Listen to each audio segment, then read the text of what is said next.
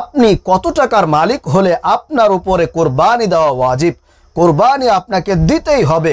যদি আপনি কোরবানি না দেন তাহলে আপনি গুনাহগার হয়ে যাবেন, সেটাও আপনাদেরকে জানিয়ে দেব ইনশাআল্লাহ। এবং কোরবানির গোশত আপনি ফ্রিজের মধ্যে রেখে অনেক দিন পর্যন্ত খেতে পারবেন কিনা সেটাও আপনাদেরকে বলে দিব। এবং যারা কোরবানি দেয় আপনাদের আত্মীয় স্বজন কিংবা পাড়া প্রতিবেশী, তাদেরকে কোরবানির গোশত দিতে হবে কিনা সেটাও আপনাদেরকে বলে দিব। এবং আপনার কোরবানি দেওয়ার সামর্থ্য আছে, এখন যদি আপনি কোরবানি না দেন তাহলে আপনার গুনাহ হবে কিনা সেটাও আপনাদেরকে জানিয়ে দিব। এবং আপনার পরিবারের মধ্যে, আপনার ঘরের মধ্যে 2 জন 3 জন 4 জন পর্যন্ত ইনকাম করে, এখন একজনের নামে কিংবা একজনের পক্ষ থেকে কোরবানি দিলে হবে কিনা, নাকি সবার পক্ষ থেকে আলাদা আলাদাভাবে কোরবানি দিতে হবে সেটাও আপনাদেরকে জানিয়ে দিব। এবং আপনার আত্মীয় স্বজন, মা বাবা, দাদা দাদি, নানা নানি যারা মারা গেছে, এমনকি নবী করিম সাল্লাল্লাহু আলাইহি ওয়াসাল্লামের নামে কোরবানি দেওয়া যাবে কিনা সেটাও আপনাদেরকে বলে দিব। এবং আপনার কাছে বর্তমানে নগদ কোনো টাকা নাই, টাকা ব্যাংকে রেখেছেন, ডিপিএসে রেখেছেন, এখন আপনার কোরবানি দিতে হবে কিনা, দিলে আপনি কিভাবে দিবেন? ঋণ করে দিবেন? ঋণ করে দিলে আপনার সেই কোরবানি হবে কিনা, আপনি সওয়াব পাবেন কিনা সেটাও আপনাদেরকে জানিয়ে দিব। তাই প্রিয় ভাইরা মা বোনেরা, আজকের এই ভিডিওটি কোরবানি সম্পর্কে অনেক অনেক বেশি গুরুত্বপূর্ণ হতে চলেছে। তাই আপনাদেরকে অনুরোধ করে বলবো, অবশ্যই আজকের এই ভিডিওটি আপনি না টেনে সম্পূর্ণ দেখবেন, তাহলে আশা করি অবশ্যই আপনি কোরবানি সম্পর্কিত প্রত্যেকটা প্রশ্নের উত্তর জানতে পারবেন এবং আপনার কোরবানি দেওয়ার ক্ষেত্রে অনেক বেশি উপকার হবে। প্রিয় ভাইরা মা বোনেরা, সর্বপ্রথম আমরা জানবো এই কোরবানি দিলে আমাদের লাভ কি হবে। সাহাবায়ে কেরাম ওনারা আল্লাহ রসুলের কাছে জিজ্ঞাসা করলেন, জানতে চাইলেন, ইয়া রাসূল আল্লাহ, এই কোরবানিটা কি? তখন আল্লাহ রসুল সাল্লাল্লাহু আলাইহি ওয়াসাল্লাম বলেছেন, এটা হলো ইব্রাহিম আলাইহিস সালামের সুন্নাত। আল্লাহু আকবার, আল্লাহু আকবার।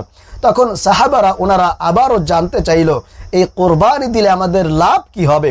তখন নবী করিম সাল্লাল্লাহু আলাইহি ওয়াসাল্লাম বলেছেন, এই কোরবানির পশুর প্রত্যেকটা পশমের পরিবর্তে আল্লাহ পাক রব্বুল আলামিন তোমাদের আমলনামায় একটি করে নেকি লিপিবদ্ধ করে দিবেন। সুবহানাল্লাহ, আল্লাহু আকবার। এত সওয়াব, এত লাভ এই কোরবানি দিলে। নবী করিম সাল্লাল্লাহু আলাইহি ওয়াসাল্লাম তিনি আরো বলেছেন, যাদের সামর্থ্য আছে তারা যদি কোরবানি না দেয় তাহলে তারা গুনাহগার হবে, অনেক বেশি আল্লাহ তাআলা তাদের উপরে রাগান্বিত হয়ে যাবেন। আল্লাহর নবী সাল্লাল্লাহু আলাইহি ওয়াসাল্লাম তিনি আরো বলেন, যাদের সামর্থ্য থাকা সত্ত্বেও কোরবানি দিবে না তারা যেন আমাদের ঈদগাহে পর্যন্ত না আসে। এজন্য প্রিয় ভাইরা মা বোনেরা, অবশ্যই আপনার যদি সামর্থ্য থাকে তাহলে আপনি অবশ্যই কোরবানি দিবেন, তাতে আল্লাহ তাআলা আপনার উপরে সন্তুষ্ট হয়ে যাবেন। আপনি আপনার কোরবানির পশুর প্রত্যেকটা পশমের বিনিময়ে একটি করে সওয়াব পেয়ে যাবেন। সুবহানাল্লাহ, আল্লাহু আকবার। তবে কোরবানি দিতে হবে আমাদেরকে একমাত্র আল্লাহ তাআলাকে রাজি এবং খুশি করার জন্য। আল্লাহ তাআলার নামে আমাদেরকে কোরবানি দিতে হবে। কোনো মানুষকে দেখানোর জন্য, গোশত খাওয়ার জন্য, কিংবা মানুষ আমাকে খারাপ বলবে, মন্দ বলবে, এরকমটা চিন্তা করে আপনি কোরবানি দিতে পারবেন না। যদি দেন তাহলে সেই কোরবানি আপনার হবে না, আপনি কোরবানি থেকে কোনো সওয়াব অর্জন করতে পারবেন না। এজন্য প্রিয় ভাইরা মা বোনেরা, সাবধান থাকবেন। আপনি একমাত্র কোরবানি দিবেন আল্লাহ তাআলাকে খুশি করার জন্যে, আল্লাহ তাআলাকে সন্তুষ্ট করার জন্যে। আল্লাহ পাক রব্বুল আলামিন কোরআনুল কারীমের মধ্যে বলছেন, লা ইয়ানালাল্লাহা লুহুমুহা ওয়ালা দিমাউহা ওয়ালাকিন ইয়ানালুহুত তাকওয়া মিনকুম। আল্লাহ বলছেন, তোমরা যে কোরবানি দাও, এই কোরবানির পশুর গোশত আমি আল্লাহর কাছে পৌঁছায় না। তোমরা যে কোরবানি দাও, এই কোরবানির পশুর যে রক্ত আছে, এই রক্ত আমার কাছে পৌঁছায় না, শুধুমাত্র পৌঁছায় তোমাদের তাকওয়া। তোমরা এই মনের মধ্যে কি নিয়ে কোরবানি দিচ্ছ? তোমরা কি আল্লাহকে খুশি করার জন্যে, তোমরা কি আল্লাহ তাআলাকে সন্তুষ্ট করার জন্য কোরবানি দিচ্ছ কিনা, সেটাই আমি দেখতে চাই এবং সেটাই আমার কাছে পৌঁছায়। এজন্য প্রিয় ভাইরা মা বোনেরা, কোরবানি দিবেন একমাত্র আল্লাহকে খুশি করার জন্যে, একমাত্র আল্লাহকে সন্তুষ্ট করার জন্যে, তাহলেই আপনি সওয়াব পাবেন, আপনার কোরবানি হবে। চলুন তাহলে আমরা প্রশ্নের উত্তরগুলো জেনে নেই। 1 নম্বর প্রশ্ন হলো, আপনি কত টাকার মালিক হলে বা কত টাকা আপনার কাছে থাকলে আপনার উপরে কোরবানি ওয়াজিব, কোরবানি আপনাকে দিতেই হবে? সেটা হলো, আপনি যদি 7.5 ভরি স্বর্ণ অথবা 52.5 ভরি রূপা থাকে, এটার মালিক যদি আপনি হন, তাহলে আপনার উপরে কোরবানি ওয়াজিব, আপনাকে কোরবানি দিতেই হবে। অথবা আপনার কাছে শুধু স্বর্ণ আছে অল্প কিছু, কিংবা রূপা আছে অল্প কিছু, এই দুইটা মিলাইয়া যদি আপনার কাছে নেশাব পরিমাণ সম্পদ হয়, তাহলে অবশ্যই আপনার উপরে কোরবানি ওয়াজিব হয়ে যাবে। প্রিয় ভাইরা মা বোনেরা, এখন আপনার কাছে কোনো স্বর্ণও নাই, আবার কোনো রূপাও নাই, কিন্তু আপনার কাছে আছে নগদ টাকা। আপনার কাছে নগদ টাকা আছে, তাহলে কিন্তু আপনার যদি স্বর্ণ এবং রূপার যেই মূল্য আছে, সেই মূল্য পরিমাণ টাকা যদি আপনার থাকে, তাহলে আপনার উপরে কোরবানি ওয়াজিব হয়ে যাবে। এখন অনেকেই আপনারা স্বর্ণ এবং রূপার হিসাবটা বোঝেন না। আপনারা জানতে চান যে হুজুর, কত টাকা নগদ থাকলে আমাদের উপর কোরবানি ওয়াজিব হবে? সেটা আপনাদেরকে জানিয়ে দিচ্ছি। সেটা হলো, আপনার কাছে যদি কমপক্ষে 80,000 টাকা থাকে, অর্থাৎ আপনি যদি 80,000 টাকার মালিক হয়ে যান, তাহলে অবশ্যই আপনার উপরে কোরবানি ওয়াজিব হয়ে যাবে। 2025 সালে আপনার কাছে যদি 80,000 টাকা কিংবা তার সামান্য কিছু কম বেশি থাকে, তাহলেই কিন্তু আপনার উপরে কোরবানি ওয়াজিব হয়ে যাবে। মোট কথা, যেই পরিমাণ টাকা থাকলে যাকাত দিতে হয়, সেই পরিমাণ টাকা কিংবা সেই পরিমাণ সম্পদ যদি আপনার কাছে থাকে, তাহলে কিন্তু আপনার উপরে কোরবানি ওয়াজিব হয়ে যাবে। তবে এখানে যাকাত এবং কোরবানির মধ্যে একটা পার্থক্য আছে। সেটা হলো, যাকাত ওয়াজিব হবে আপনার কাছে যদি ওই পরিমাণ সম্পদ পুরা 1 বছর আপনার কাছে থাকে, তাহলেই কিন্তু আপনার উপরে যাকাত ফরজ হয়। আর কোরবানি ফরজ হয় কিংবা কোরবানি ওয়াজিব হয় যদি আপনার কাছে ওই টাকাটা মিনিমাম কমপক্ষে আপনার কোরবানির দিনগুলোতে থাকেন। অর্থাৎ কোরবানি হচ্ছে জিলহজ মাসের 10, 11, 12 এই 3 দিনে যদি আপনার কাছে এই 80,000 টাকা থাকে বা হয় কোনো সময়, তাহলে অবশ্যই আপনাকে কিন্তু কোরবানি দিতে হবে, আপনার উপরে কোরবানি ওয়াজিব হয়ে যাবে। প্রিয় ভাইরা মা বোনেরা, আশা করি আপনারা বুঝতে পেরেছেন। এখানে আরেকটা মাসালা বলবো, সেটা হলো, আপনাদের ঘরের মধ্যে একটা জয়েন্ট ফ্যামিলিতে 2 জন, 3 জন কিংবা 4 জন পর্যন্ত ইনকাম করে। এখন তাদের মধ্যে একজনে কোরবানি দিলে সবার পক্ষ থেকে কোরবানি আদায় হবে কিনা? এখানে আরেকটা কথা আপনাদেরকে বলে দেই, সেটা হলো, আমরা অনেকেই বলি যে অমুকের পক্ষ থেকে তমুকের পক্ষ থেকে কোরবানি দিলাম। এই কথাটা বলা ঠিক কিনা? না প্রিয় ভাইরা মা বোনেরা, এরকম কোনো কথা বলা যাবে না। আমাদেরকে কোরবানি দিতে হবে একমাত্র আল্লাহ তাআলার নামে, এবং আল্লাহ তাআলার নামেই কিন্তু কোরবানি হয়ে থাকে, কারো নামে কোরবানি হয় না। তবে হয় কারো পক্ষ থেকে, আপনার পক্ষ থেকে বা অমুকের পক্ষ থেকে আমি কোরবানি দিলাম, বলতে হবে অমুকের পক্ষ থেকে আমি আল্লাহর নামে কোরবানি দিলাম। প্রিয় ভাইরা মা বোনেরা, আশা করি এটাও আপনারা বুঝতে পেরেছেন। তাহলে এক ফ্যামিলিতে যদি 2 জন, 3 জন, 4 জন পর্যন্ত ইনকাম করে, এখন একজন যদি কোরবানি দেয়, একজনের পক্ষ থেকে যদি কোরবানি দেওয়া হয়, তাহলে সবার পক্ষ থেকে কোরবানি আদায় হবে কিনা? না প্রিয় ভাইরা মা বোনেরা, একজনের পক্ষ থেকে কোরবানি দিলে কোরবানি আদায় হবে না, কারণ প্রত্যেকেই আলাদা আলাদাভাবে নেশাব পরিমাণ সম্পদের, নেশাব পরিমাণ টাকার মালিক হয়ে গিয়েছে। অতএব তাদের প্রত্যেকের উপরই কিন্তু কোরবানি ওয়াজিব হয়ে গিয়েছে। সুতরাং প্রত্যেকের পক্ষ থেকে আলাদা আলাদাভাবে কিন্তু কোরবানি দিতে হবে। যেহেতু সকলেরই আলাদা ব্যাংক ব্যালেন্স আছে, আলাদা টাকা পয়সা আছে, অতএব প্রত্যেককে আলাদা আলাদাভাবেই কোরবানি দিতে হবে। একজনের পক্ষ থেকে বা একজনের নামেই কোরবানি দিলে হবে না। আরেকটা কথা আপনাদেরকে বলে দেই, আমাদের সমাজে একটা ভুল আছে, সেটা হলো সন্তান নেশাব পরিমাণ টাকার মালিক হয়ে গিয়েছে এবং তার উপরে কোরবানি ওয়াজিব হয়ে গিয়েছে। এখন অনেকেই যেটা করে, বাবার কোনো ইনকাম নাই, বাবার কোনো টাকা পয়সাও নাই, বাবার নামে কোনো ব্যাংক ব্যালেন্স ডিপিএসও খোলা নাই। তবে কিছু মানুষ এমন করে যে বাবার পক্ষ থেকে কিংবা বাবার নামে কোরবানি দিয়ে দেয়। তাহলে কিন্তু এখানে আপনি নিজে, আপনি সন্তান, আপনি ছেলে, আপনার উপরে যে কোরবানি ওয়াজিব ছিল সেটা কিন্তু আদায় হবে না। এজন্য আপনি যেহেতু টাকার মালিক, আপনার উপরে যেহেতু কোরবানি ওয়াজিব হয়ে গিয়েছে, সুতরাং আপনার পক্ষ থেকেই কিন্তু কোরবানি দিতে হবে।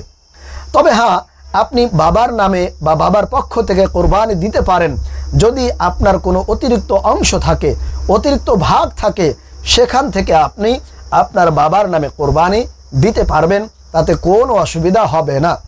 তাহলে আশা করি বুঝতে পেরেছেন, আপনি সন্তান, আপনার উপরে কোরবানি ওয়াজিব হয়েছে, সুতরাং আপনার নামেই, আপনার পক্ষ থেকেই কোরবানি দিবেন।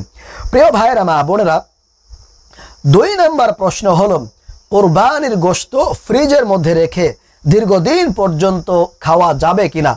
অনেকেই বলে গোশত কোরবানি দেওয়ার পরে গোশত সবার মাঝে ভাগ করে দিতে হবে এবং নিজে খেয়ে একেবারেই সেটা শেষ করে দিতে হবে। ফ্রিজের মধ্যে দীর্ঘদিন যাবত রেখে খেলে কোরবানি হবে না, কোরবানির কোনো সওয়াব পাওয়া যাবে না। এটা একদমই মিথ্যা কথা, বানোয়াট কথা। আপনি চাইলে কোরবানির গোশত ফ্রিজের মধ্যে 1 বছর পর্যন্ত রেখে আস্তে আস্তে করে খেতে পারবেন, তাতে কোনো সমস্যা হবে না। প্রয়োজন হলে আপনার ফ্যামিলিতে যদি অনেক সদস্য থাকে, তাহলে সেক্ষেত্রে আপনি চাইলে কাউকে না দিয়ে সম্পূর্ণটাই কিন্তু আপনি নিজে খেতে পারবেন।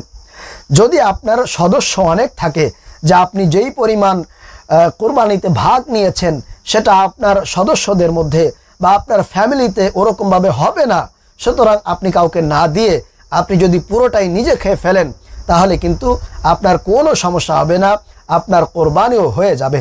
তবে যতটুকু পারেন চেষ্টা করবেন সবাইকে দিয়ে তারপরে খাওয়ার, কারণ অনেকেই আছে গোশত কিনে খাওয়ার মতো সামর্থ্য নাই, টাকা পয়সা থাকে না, তারা এরকম কোরবানির সময়ের দিকে তাকিয়ে থাকে। এজন্য চেষ্টা করবেন সবার মাঝে ভাগ করে তারপরে ইনশাল্লাহ খাওয়ার। তবে আপনাদেরকে বলে দেই, কোরবানির গোশত মূলত 3টি ভাগ করতে হয়। প্রথম যেই ভাগ সেটা আপনি আপনার নিজের জন্য রাখবেন, দ্বিতীয় ভাগ আপনার আশেপাশে পাড়া প্রতিবেশী যারা আছে, গরিব অসহায় মানুষদের মাঝে বিলিয়ে দিবেন, আর 3 নম্বর যে ভাগ সেটা আপনার আত্মীয় স্বজন যারা আছে তাদেরকে দিয়ে দিতে হবে। এই 3টা ভাগ করা হচ্ছে সুন্নত। তবে এটা যদি আপনার করতে সমস্যা হয়, আপনার নিজের ফ্যামিলিতে যদি অনেক বেশি লোক থাকে, তাহলে আপনি নিজের জন্য রেখে কম বেশি করে আপনি কিন্তু সবার মাঝে বিলিয়ে দিতে পারেন, তাতেও কোনো ইনশাল্লাহ সমস্যা হবে না। এবং কোরবানির গোশত আপনি ফ্রিজের মধ্যে রেখে দীর্ঘদিন পর্যন্ত খেতে পারবেন, তাতেও কোনো সমস্যা হবে না। প্রিয় ভাইরা, মা বোনেরা, এখন আসুন আপনার আত্মীয় স্বজন যারা কোরবানি দিয়েছে তাদেরকে আপনি এই কোরবানির গোশত দিতে পারবেন কিনা। অবশ্যই দিতে পারবেন, কারণ সেটা আপনি হাদিয়া স্বরূপ তাদেরকে দিতে পারবেন, তাতে কোনো অসুবিধা হবে না, তাতে কোনো সমস্যাও হবে না ইনশাআল্লাহ। এরপরে 3 নম্বর প্রশ্ন হলো, মৃত আত্মীয় স্বজনের নামে কোরবানি দেওয়া যাবে কিনা। প্রিয় ভাইরা, মা বোনেরা, অবশ্যই আপনি আপনার মৃত আত্মীয় স্বজন, মা বাবা, দাদা দাদি, নানা নানি যারা চলে গেছেন তাদের নামে কোরবানি দিতে পারবেন, তাতে কোনো সমস্যা নেই। এবং আপনার যদি অতিরিক্ত ভাগ থাকে সেই ভাগ থেকে আপনি দিতে পারবেন। তবে আগে কিন্তু আপনার নিজের নামে করতে হবে, আপনার নিজের উপরে যেই কোরবানি ওয়াজিব হয়েছে সেটা আগে আদায় করতে হবে, তারপরে আপনি আলাদা কোনো ভাগে তাদের নামে কোরবানি দিতে পারবেন। এরপরে 4 নম্বর প্রশ্ন হলো, নবীজির পক্ষ থেকে আপনি কোরবানি আদায় করতে পারবেন কিনা। যে অবশ্যই আপনি নবীজির পক্ষ থেকে কোরবানি আদায় করতে পারবেন, কারণ হযরত আলী রাদিয়াল্লাহু তাআলা আনহু তিনি আল্লাহর নবী সাল্লাল্লাহু আলাইহি ওয়াসাল্লাম যখন ইন্তেকাল করেছেন, তারপরে হযরত আলী রাদিয়াল্লাহু তাআলা আনহু তিনি আল্লাহর নবীর নামে কোরবানি দিয়েছেন, অতএব আপনিও দিতে পারবেন, তাতে কোনো অসুবিধা নেই। এরপরে 5 নম্বর এবং সর্বশেষ প্রশ্ন হলো, যার নামে আকিকা দেওয়া নাই সে কি আগে আকিকা দিবে নাকি কোরবানি দিবে, আর কোরবানি দিলে সেটা আদায় হবে কিনা। প্রিয় ভাইরা, মা বোনেরা, আকিকা যদি কেউ না দিয়ে থাকে, সে যদি এখন কোরবানি দিতে চায় তাহলে অবশ্যই কোরবানি দিতে পারবে এবং 100% তার কোরবানি হয়ে যাবে, তাতে কোনো অসুবিধা নাই। কারণ কোরবানি এবং আকিকা দুইটা সম্পূর্ণই ভিন্ন জিনিস, আলাদা বিষয়। সুতরাং সে আকিকা না দিয়ে কোরবানি দিলে অবশ্যই কোরবানি দিতে পারবে। কারণ আকিকা যদি কেউ নাও দেয় সারা জীবনে, তাহলে কিন্তু তার কোনো গুনাহ হবে না। কারণ আকিকা দিলে মানুষের বিপদ আপদ দূর হয়, বালা মুসিবত কেটে যায়। সুতরাং এটা সম্পূর্ণ ভিন্ন বিষয়। আপনার উপর যখনই কোরবানি ওয়াজিব হয়ে যাবে, আপনি যখনই নেশাব পরিমাণ সম্পদের মালিক হয়ে যাবেন, তখনই আপনি কোরবানি দিতে পারবেন। সেক্ষেত্রে আপনার আকিকা দেওয়া না থাকলেও আপনার কোনো অসুবিধা হবে না, কোনো সমস্যা হবে না। আশা করি প্রিয় ভাইয়েরা মা বোনেরা, আপনারা আজকের এই প্রশ্নগুলোর উত্তর বুঝতে পেরেছেন এবং আপনাদের কোরবানির ক্ষেত্রে এগুলো অনেক বেশি সহায়ক হবে। আপনারা চেষ্টা করবেন আল্লাহ পাক রব্বুল আলামিনকে খুশি করার জন্য কোরবানি দেওয়ার। একমাত্র আল্লাহর নবী আপনি কোরবানি দিবেন এবং আল্লাহকেই সন্তুষ্ট করার জন্য আপনি চেষ্টা করবেন কোরবানি দেওয়ার। দুনিয়ার কোনো মানুষকে দেখানোর জন্য, দুনিয়ার কোনো লোভ লালসায় মানুষ আমাকে খারাপ বলবে কিংবা কোরবানি দিলে মানুষ আমাকে বড় মনে করবে, অনেক ভালো মনে করবে, এরকমটা চিন্তা করে কখনোই আপনি কোরবানি দিবেন না। একমাত্র আল্লাহ তাআলাকে রাজি এবং খুশি করার জন্যই কোরবানি দিবেন। আল্লাহ পাক রব্বুল আলামিন আমাদেরকে আল্লাহ তাআলাকে খুশি করার জন্য, তার সন্তুষ্টি আদায় করার জন্য কোরবানি দেওয়ার তৌফিক দান করেন। আমিন।